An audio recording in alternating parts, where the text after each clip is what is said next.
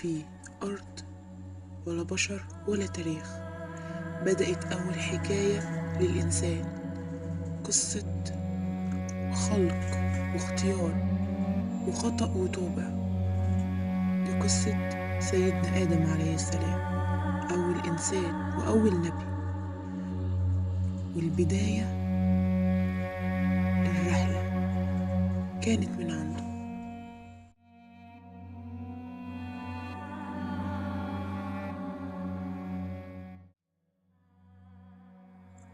ربنا عرف الملائكة بخلق آدم وذريته وعرفهم قبل كونه، فالملائكة سألوه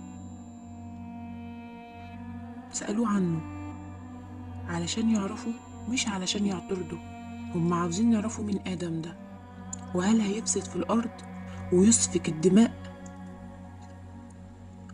فربنا قال لهم قبل آدم عليه السلام كان في قبائل بيسفكوا الدماء ويفسدوا في الأرض، وأنا أرسلت عليهم جنود من الملائكة وطردوهم إلى جزائر البحور. وإذ قال ربك للملائكة إني جاعل في الأرض خليفة قالوا أتجعل فيها من يفسد فيها ويسفك الدماء ونحن نسبح بحمدك ونقدس لك. وربنا سبحانه وتعالى كان حكمته من كل ده إن هو الوحيد اللي يعلم ما لا تعلمون. فلما أراد سبحانه وتعالى أن يخلق آدم عليه السلام خد قبضة من الأرض، من سهلها وحزنها، أسودها وأبيضها وأحمرها، وخلق منها آدم عليه السلام. فعلشان كده الخلق جم على أساس الألوان دي. ففي ناس لونها أبيض ولونها أسود ولونها أصفر، ومنهم السهل ومنهم الحزن. وفي علماء اختلفوا في أمر، فلما آدم ربنا خلقه تركه 40 يوم، وفي علماء قالوا ده ربنا تركه 40 سنة، وطوله 60 ذراع في السماء. فربنا بعديها نفخ فيه الروح من راسه، فلما الروح استقرت في جسمه فسيدنا آدم عطس، وبعدها حمد ربنا. فربنا رد عليه قال له يرحمك الله. وبعدها ربنا أمر الملائكة إنهم يسجدوا لآدم. أما إبليس رفض واستكبر. وإذ قلنا للملائكة اسجدوا لآدم فسجدوا إلا إبليس أبى واستكبر وكان من الكافرين. قال ربنا أنا خير منه، أنا مخلوق من النار وهو مخلوق من الطين. وهنا ظهر خبث وكبر إبليس لربنا، فطرده من رحمته. وربنا علم سيدنا آدم كل حاجة، الخيل والجان، وأمر ربنا سيدنا آدم إن هو يسكن في الجنة. وكان سيدنا آدم عليه السلام يمشي في الجنة لوحده بدون زوجة. فلما نام سيدنا آدم عليه السلام وأول ما فتح عينه لقى جنب راسه امرأة قاعدة اتخلقت من ضلعه. فسألها مين انتي؟ قالت له امرأة. فالملائكة سألوا سيدنا آدم اسمها ايه؟ قال لهم حواء. فقالوا له وليه سميت حواء؟ قال لهم إنها خلقت من شيء حي. فربنا أمر سيدنا آدم إن هو وحواء يسكنوا الجنة.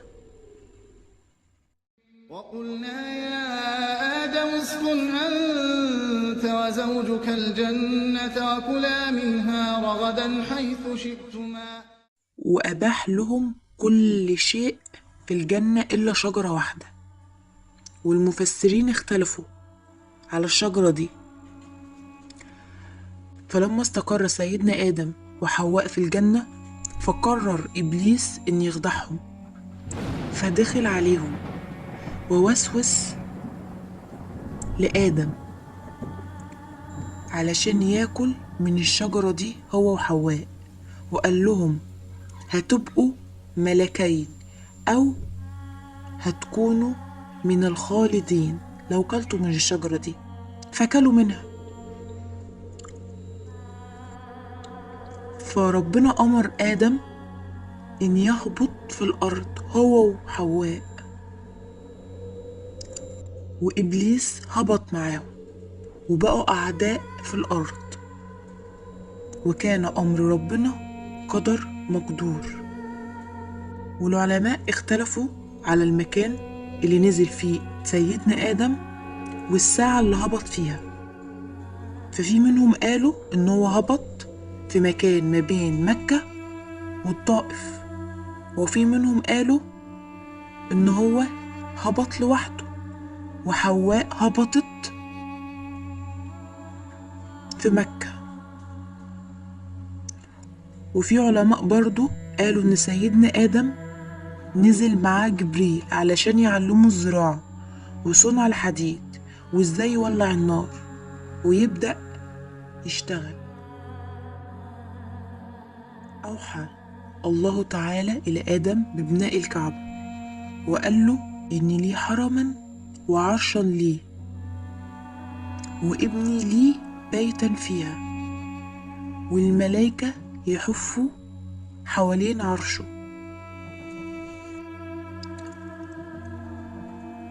وهنا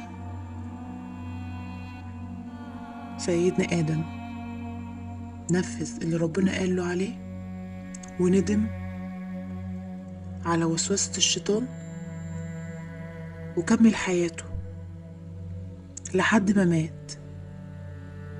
ونزل عليه جبريل والملائكة، غسلوه وكفنوه وصلوا عليه وكبروا عليه ودفنوه، وقالوا إن سيدنا آدم مات يوم الجمعة. وقال جبريل إن ده نهايتكم يا بني آدم،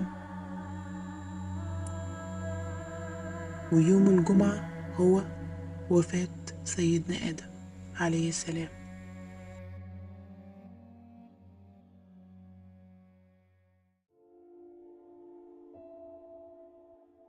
ودي كانت قصة سيدنا آدم عليه السلام، بدأت بخطأ ثم توبة ثم غفران.